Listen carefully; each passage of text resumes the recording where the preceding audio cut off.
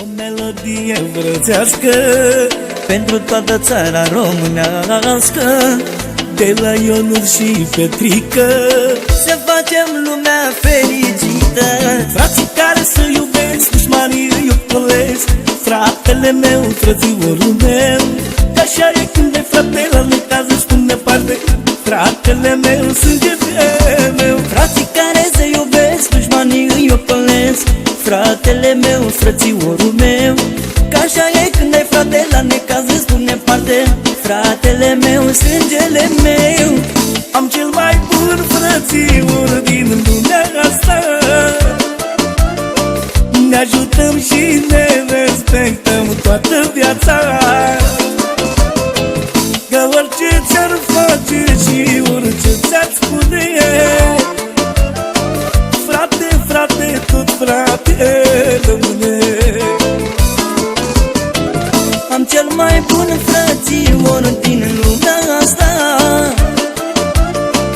ne ajutăm și ne respectăm în toată viața, că orice ți-ar face și orice ți-ar spune,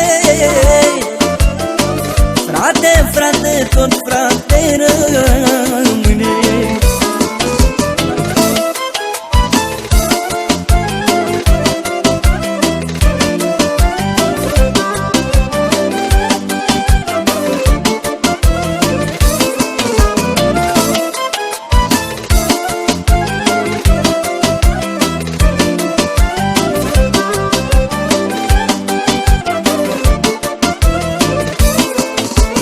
Am un frate, nu am patru, suntem unul pentru altul, fratele meu, frățiorul meu, și 1000 dacă aveam, tot așa uniți eram, fratele meu, sângele meu.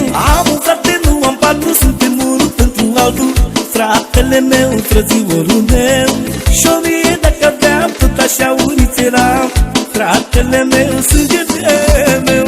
Am cel mai bun frățior din lumea asta, ne ajutăm și ne respectăm în toată viața, că orice ți-ar face și orice ți-ar spune, frate, frate, tot frate rămâne. Am cel mai bun frățior din lumea asta,